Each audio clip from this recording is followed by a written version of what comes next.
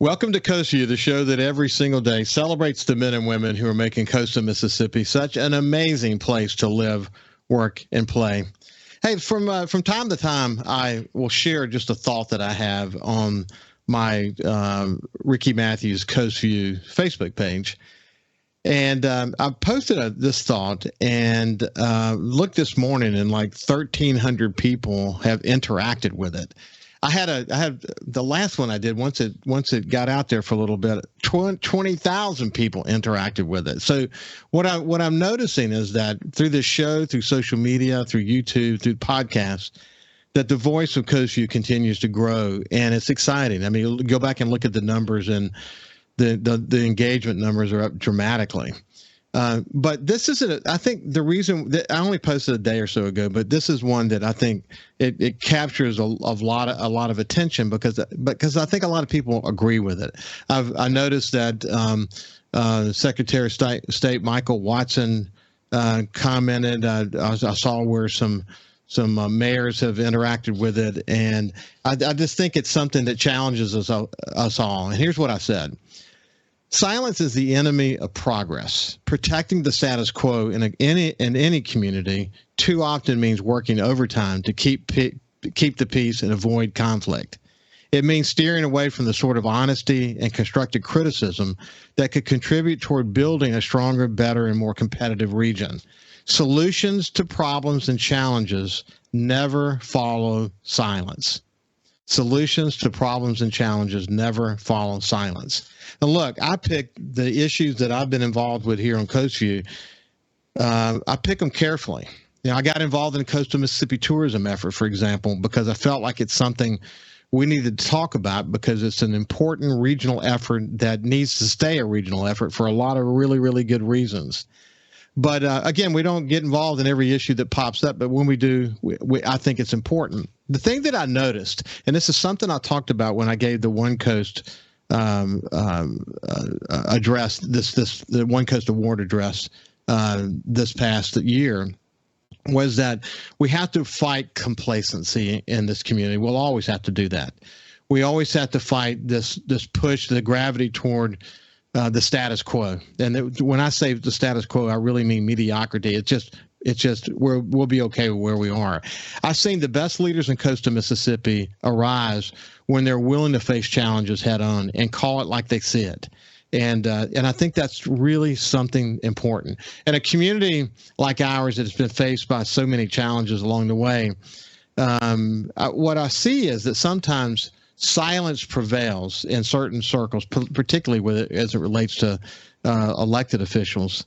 And sometimes silence is not the best approach. Sometimes we have to say we're not going to be silent this time.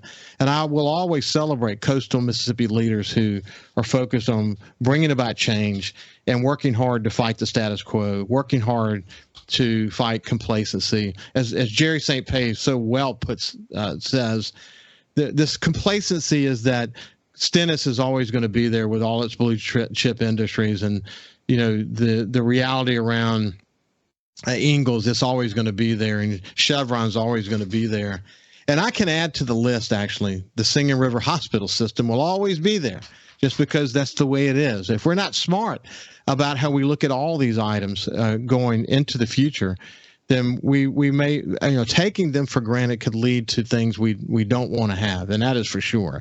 And with that said, I want to invite my friend Tiffany Murdock, who's the CEO of Singing River Health System, someone I really enjoy getting to know here on Coast Vue. And Singing River is going through its strategic challenges, and things are progressing well as it relates to that. We're going to talk about that here in just a second. But before we go any further, I just want to welcome Tiffany to Coast Vue. How you doing? I'm doing wonderful. Thanks for having me. I really enjoy coming on here. This is wonderful. So thank you. Well, I enjoy having you because you're a terrific leader. But it's true that solutions to problems and challenges never follow silence, do they?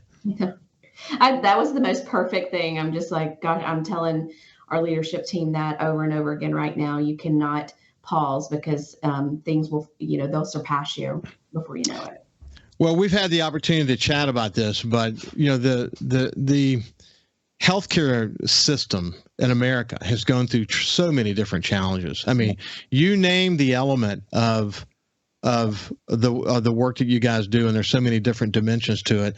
And there's been some revolution, some challenge, some re-engineering, some new something that it's constantly changing. So the capital requirements are immense. The need to sort of embody change as sort of a core value for what you do. If you don't, then you'll get left behind pretty rapidly. And in your case, you got a unique situation where you have a hospital system that is owned by the community. So it's a very unique set of circumstances. And then you add to that the pandemic, and the pandemic just put all of this on steroids in ways we could have never imagined. But you've been in the hospital industry for a while. It is dynamic. It's probably more dynamic right now than it's ever been. Well, I think the workforce is what really changes that, dynamic, because we were so used to having, Singing River Health System never had to have any type of contracted labor, until 2020. And so workforce puts a spin on it, because healthcare system, we have our entire capital is human capital. We depend on the 4,000 people who show up every single day to take care of this community. And so that, along with, supply chain and just healthcare in general, moving outside of the hospital, really on an ambulatory standpoint, has changed so dramatically, so quickly for the, just for the South and the Gulf Coast, in particular, when dealing with us. I worked on the West Coast, and we were kind of dealing with this 10, 15 years ago, and it's moved very rapidly because of the pandemic. Yeah, I think about, listen, as a former publisher, I can't help but think about it as I'm sitting planning for the year. Publishing a newspaper it's unfortunately not the case anymore, but the reality is it was a very, very labor intensive operation, very labor intensive, very capital intensive. In other words, you were, it wasn't just printing presses, but it was photographic technology and all the computers it takes to actually build a newspaper, but very, very capital intensive. I can think about if I had suddenly had to deal with a large number of my labor force is now contracted labor, and the costs associated with that were up. I don't even know what the number is. It's got to be a gigantic number. Well, how that changes the health of the business in just one fell swoop. And then you add to that the immense capital requirements that are, and when we say capital requirements, what we're talking about is buying the technologies that is required to stay up with the latest diagnostic capabilities. And you have to have the latest diagnostic equipment in order to attract the best doctors. And it is very circular. But what I just said is very familiar to you, isn't it?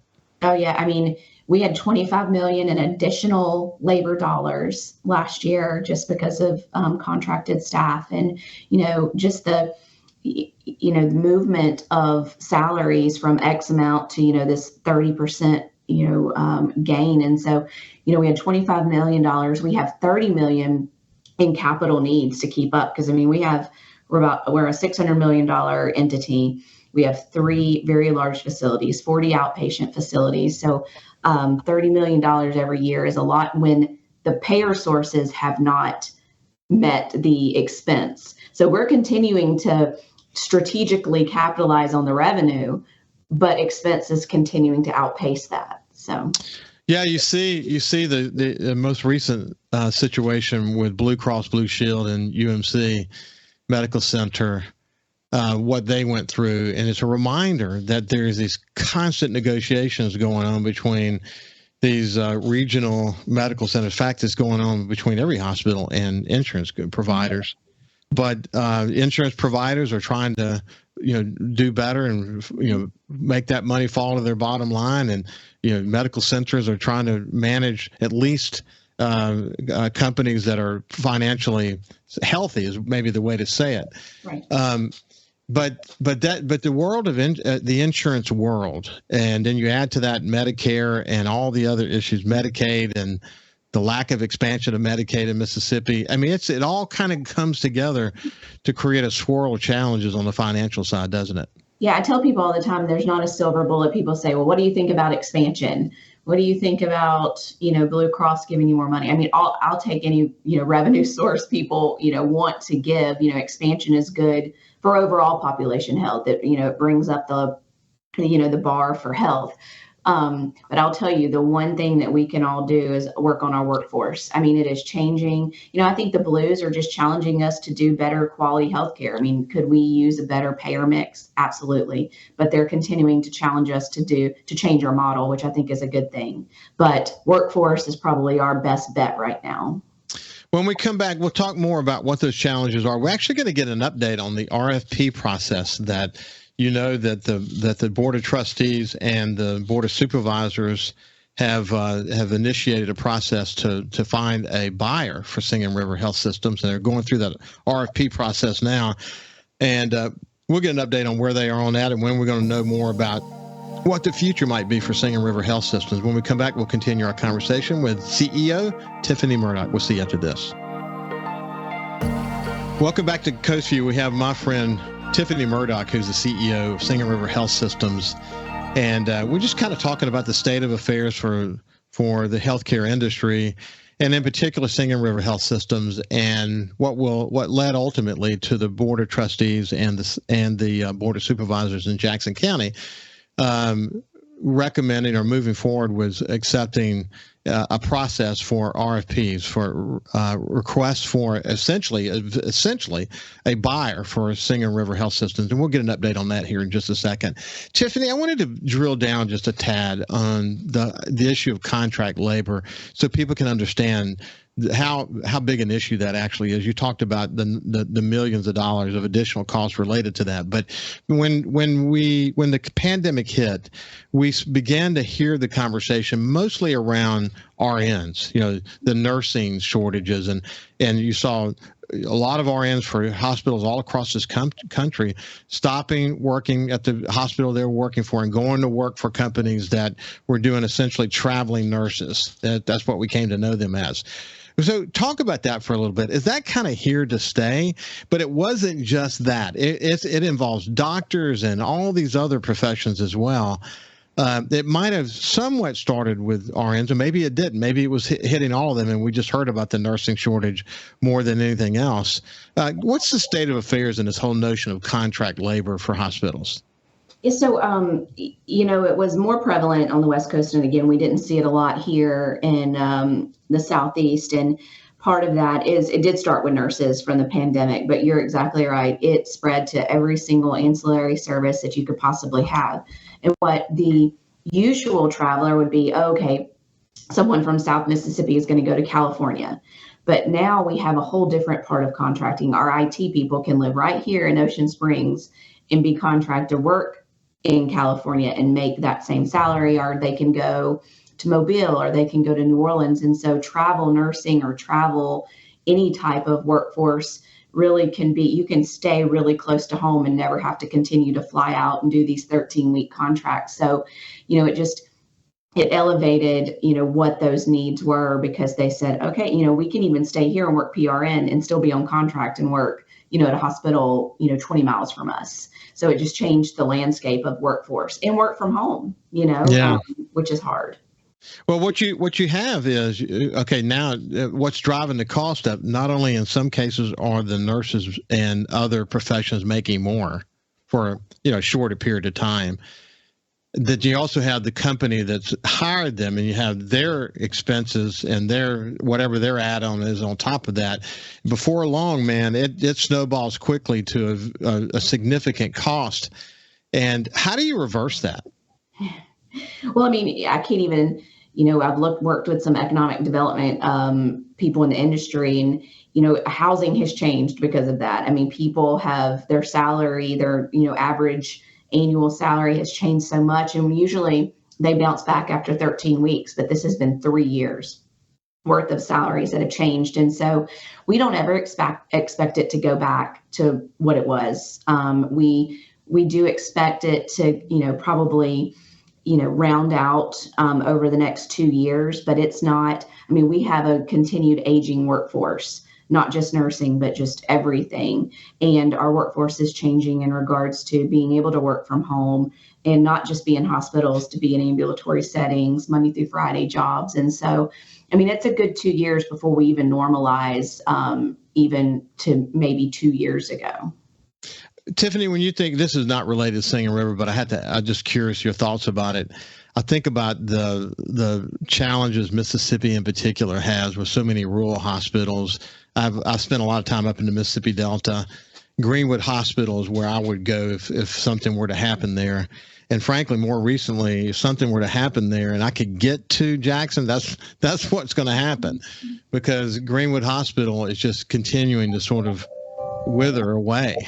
That's right. A real challenge. What does Mississippi do? What do we do to provide health care to rural communities? I've had a lot of conversations with people in Jackson and just some of my peers, and we're going to have to look at it differently. I mean, the resources are not there to give full-fledged, acute care facilities, all of these resources. I think that we're going to have to say, okay, we have this population size and we need a really good transport mechanism. We need really good stabilization mechanisms. People in Mississippi are used to only, if they have to drive more than 15 minutes for healthcare, then, I mean, by God, that would just, be a horrible situation, which that's okay. But times are changing and, and we have to kind of change with that to ensure that you're going to get to a place that does 300 heart surgeries, not a place that does 25 heart surgeries, or you can, use that with any service line. And so I think that we're really going to we need the rural health care centers.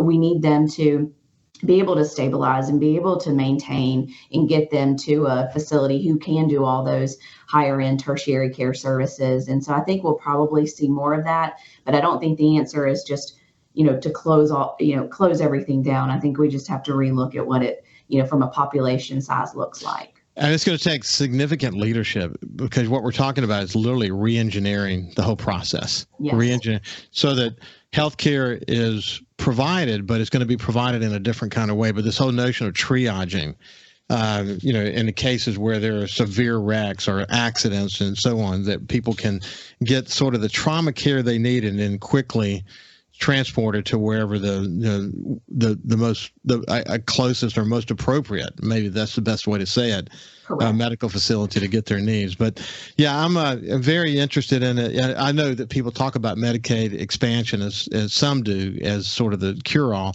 but the way I look at it is just it's one more important element to the overall mix. Right. And it's not going to solve our problems. What's going to solve our problems is a re-engineering of sorts. But every little bit helps. And we're talking about a massive amount of money here, and it takes all the money we can muster up to be able to provide the kind of medical and health care to Mississippians that we can provide. That is for sure. Hey, so just the state of affairs today. We'll get to the RFP process in a second. How are things going at Singing River just in general?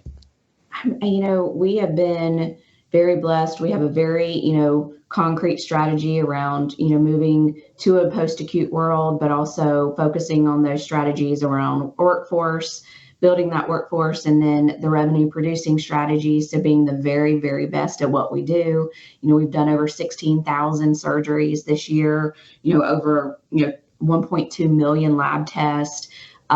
We're still recruiting incredible physicians. If we can get them here and show them South Mississippi and to meet our other medical staff, they will stay. So we're doing, our Singing River Gulfport campus is doing phenomenal.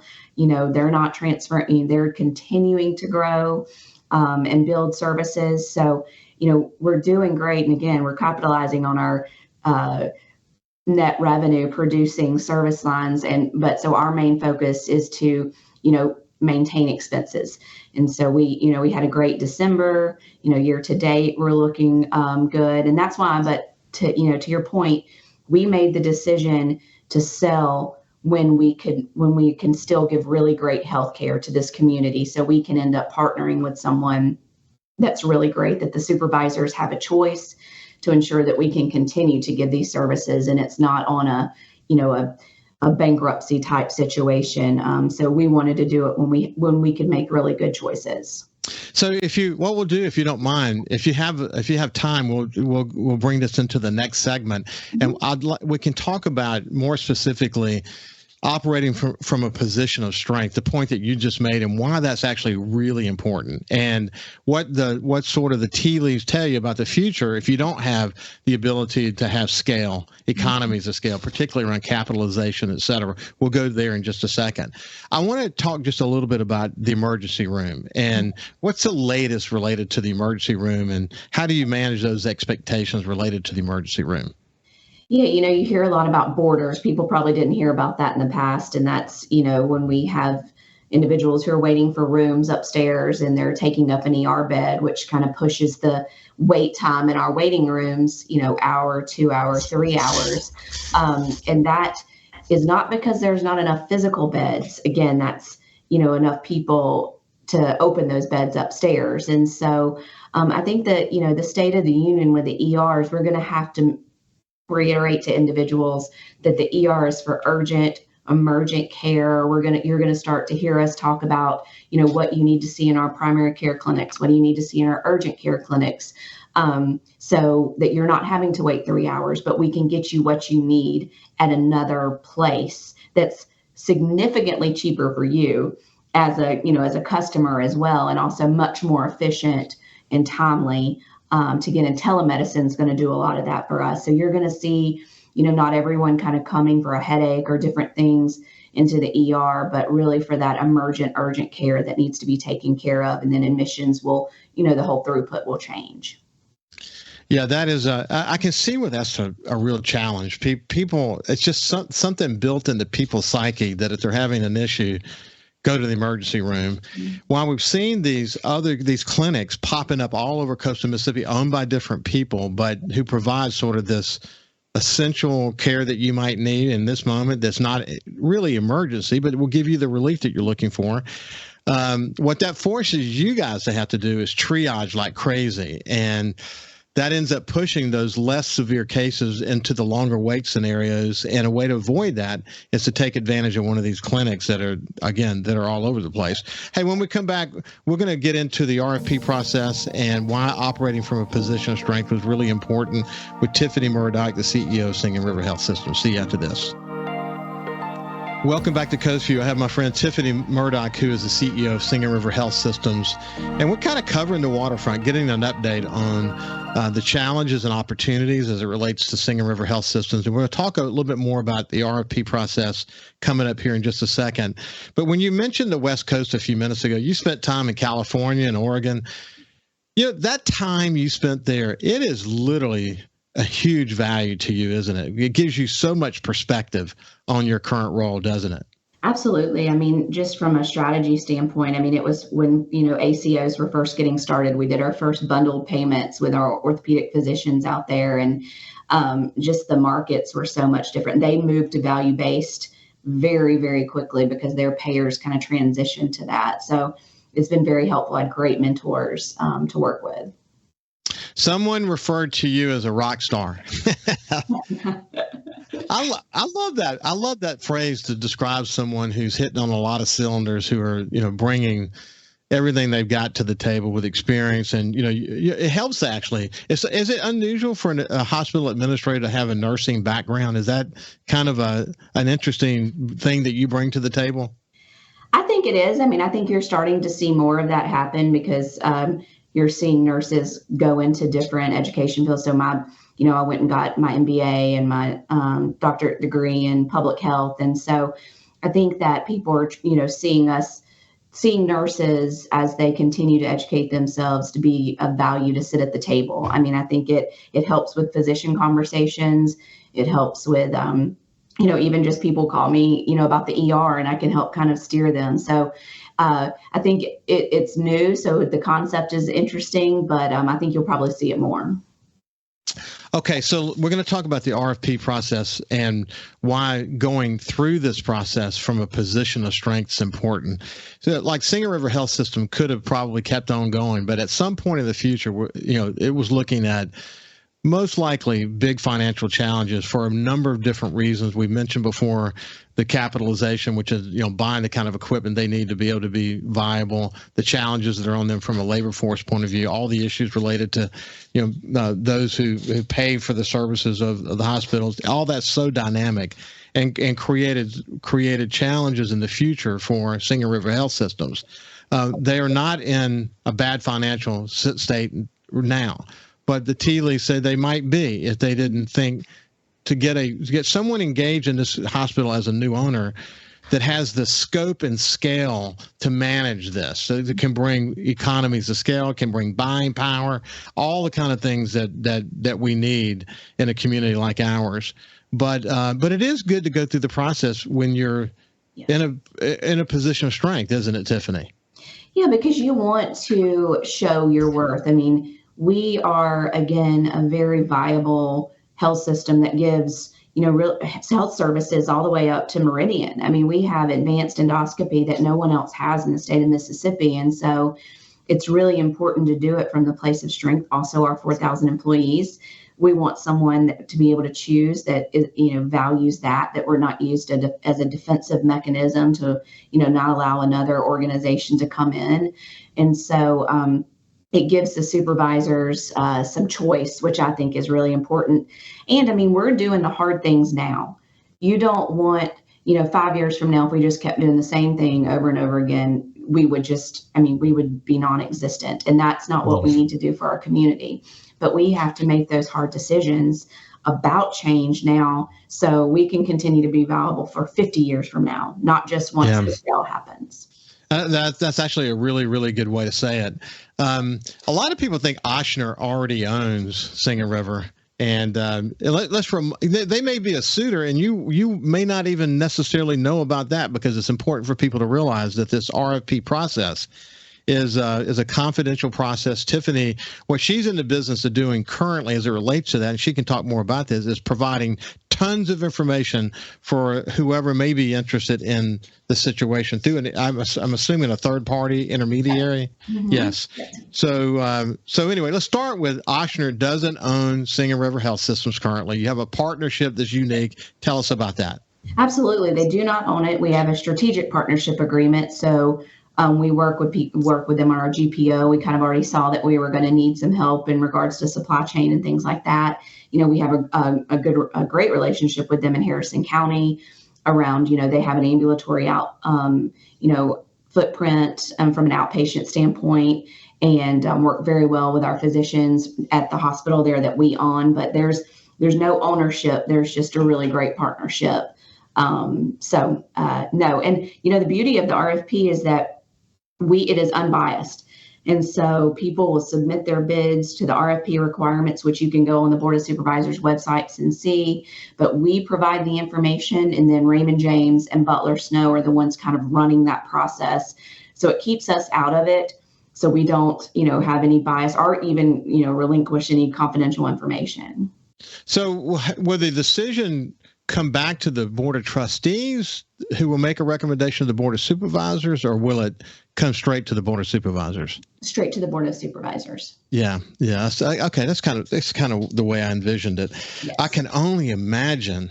I've been through mergers and acquisitions before, but I can only imagine how complex this RFP is. Is it? I mean, it's just mind-boggling. It's mind-boggling. I mean, I have three of my, individuals who I work with: my chief legal officer and my chief financial officer and my chief human resources, and we probably do 30 to 40 hours of just data, or given the data. That's on top of like what we're already doing.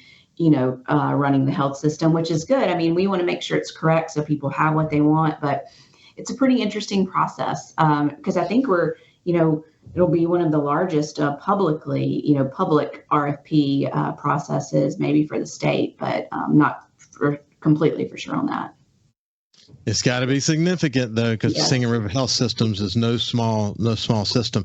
When you say, I remember so well because I was involved in so many corporate initiatives, somewhat like this, to be honest with you. And I remember thinking, I thought I understood there's not enough hours in the day. I had it made then. And I did not understand what was actually possible in terms of really meaning I don't have enough hours in the day. But you know what I'm talking about, don't you? I do.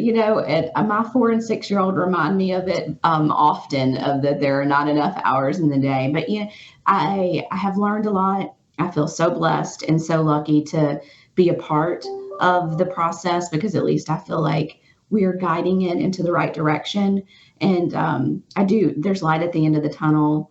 Whatever will happen, and we'll at least know that we put everything possible forward to have the best decision made. I'm sure that's going to be the case. And with Butler Snow and Raymond James engaged in it, both of them incredibly good at what they do, looking at it from a financial perspective, from a legal perspective, all the different pieces of this. A good decision is going to be made for the community. I'm actually proud. Here's a system. It's rare, actually. I mean, here we have a county-owned system that's made a bold decision to plan for the future, as you pointed out, not next year and the year after that, but for the next 50 years. What needs to unroll here in coastal Mississippi in a way that provides the kind of long-term health care that's going to be the best it can possibly be for a community like ours. I'm sorry. That's exciting, isn't it? Yeah, well, I love how you started it off, is that we can't be silent. And I think when I came into this role in February of last year, the fact that, we said, this may be our jobs, this may be, a really bold statement, but this executive team cannot sit here knowing, because I have a very talented executive team, and not let the board of trustees who, had the courage to go to the supervisors, who then had the courage to tell the truth and make sure that people knew what was going on in healthcare, and be proactive and innovative about the decisions that they were making. And I'm pretty proud of our county for doing that and kind of stepping up. And, and because we were transparent, there was no vote. We moved forward with the process because people trusted us. Well, on the heels of the retirement, fund issues and all of that, it could have made people get a little bit of cold feet, but you guys managed through that part really well, didn't you? I think that we spoke to one type of group or another in the community, for 3 months straight, just, telling the same message, having the same conversation, being very transparent. And I'll never forget that. Shannon Wall was unbelievable, her and her team, that got me set up with the individuals to have conversations with. Our community members were incredibly supportive. T. McCovey, Paige Roberts, all of these individuals who just, Jerry St. Pay, you mentioned him, went above and beyond to make sure that our community got the message they needed to hear. You've got, look, I call it like I see it, but you got a dream team you just mentioned. Paige Roberts' role in the chamber is so much more than, I say, your father's chamber. It certainly does that still, but what she does around community building and communicating is incredible. T's effort as well. Jerry St. Pay, he's in his 80s and he hasn't seen any letting up, man. The guy continues to provide inspiration and knowledge to this community. It's just incredible. And then Shannon Wall, I had a role in hiring her to Sun Herald, and she became publisher not long after I left. So yeah, you got a good team, both inside your group and also the community. And I wish you well. It's been great to catch up with you today. Thank you so much. Nice to talk to you. This has been Tiffany Murdock, CEO of Singing River Health System. We'll see you when we get back from break. Welcome back to Coast Vue. I really enjoyed that conversation with Tiffany Murdock, CEO of Singing River Health Systems. And when I read what I read at the beginning of the show, silence is the enemy of progress. Solutions to problems and challenges never follow silence. And of course, at the end of the conversation, Tiffany pointed out that this is a situation at Singing River Health Systems where they couldn't let silence prevail. And you had tremendous support from people in the community, leaders in the community, a board of trustees that was willing to be bold, the Jackson County supervisors, board of supervisors, they were willing to be bold.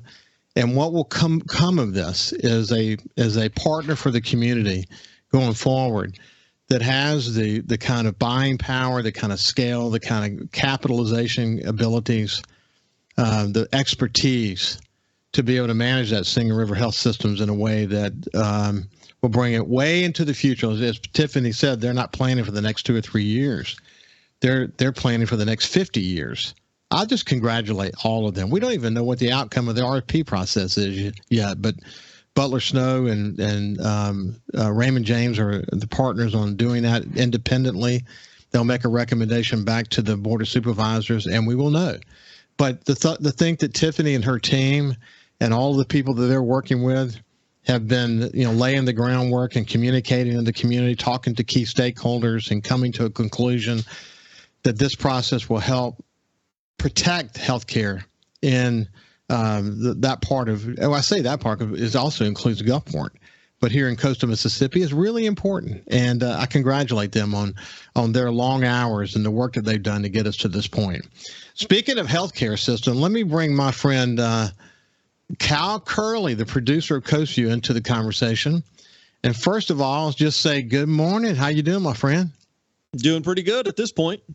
You sound good, but what people don't know is Kyle did every single show last week, up and down and all around with COVID. And how you doing? I'm doing good. I feel good. It's the same story as just about everyone else that you've talked to. A little tired here and there. I think mostly because last week my sleep schedule just was, I felt like going to sleep, I would go to sleep. And the whole thing revolved just around doing the show, and I would take naps, and then I would be up until 2 or 3 in the morning. And then I would sleep in a little bit. My son and the dog, shipped them out, so it was just me.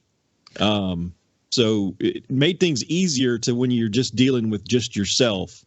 But then again, it also messes up your sleep schedule. So, well, you're on the other side of it, so you feel a lot better. I do. I feel a lot better. I learned to read medicine labels now. The first time I started on the antibiotic, it was really strong, and it was typical. Hey, you might want to eat something. Blah blah blah. I didn't do that the first time, and I read the label next, and it didn't mess up from here on out. But they mean it. Hey, man, when they say eat some food before you take this pill, they mean it, don't they? Yeah, they sure do. I thought I'd had some strong stuff before with, you always hear it's going to mess up your stomach, blah, blah, blah. Well, yeah, I wasn't ready for that one yet. Well, look, I'm proud of you, and I want to just thank you to the audience that, what you did last week. You didn't miss a lick with this show, and I could tell, man. There were a couple of days there you were. I was surprised you were there because you weren't feeling well. But you did it. You did it. First part of the week, I was, let's just get through this. I was kind of there, kind of not there, wasn't really paying attention. I mean, I knew what I was looking for and listening for the most part, but a comprehension of what was said, no idea. Well, I should point out, Kyle does a good job of paying attention to what's being said. As he and I have talked about before, he's learning a lot from listening to these conversations. And we'll often get done and we'll sort of agree to each other. That was a great conversation we just had. But you do pay close attention, don't you, Kyle? I do. Yeah. You have to, really. It's not saying that you have to, but just for my best interest, really, to pay attention, to know what's going on, and to know where, if something was to happen, I know which part of the conversation to go look for, things like that. And it's part of my community, and I kind of want to know what's going on. So it is part of our community. And it is, even to me, after all these years of being engaged in the community and doing Coast Vue and having this opportunity to talk to people I've worked with in the community for so many years, and a lot of new people that I'd never worked with in the community that are now the sort of emerging leaders of coastal Mississippi. But I tell you, I never am ceased to be amazed at how many dedicated people there are in this community working so hard to make it all kind of fit together and thrive. That's so impressive, isn't it? It is, and we got about 50 seconds left, but the amount of money that's being involved in these efforts as well, they're not just throwing chump change. They're talking real dollars. The investments going on in downtown Biloxi, the investments that's coming that we keep seeing about downtown Gulfport, the mixed use, that's a lot of money. That's, that's big time. They buy into the vision of creating a sense of place for coastal Mississippi that is about the new economy and where we're headed from here. But we're lucky to live here. We're lucky to be surrounded by so many cool people. Anyway, thanks for all your work last week while you had COVID, my friend. You bet. You bet. Hey, listen, have a great day, and we'll see you tomorrow.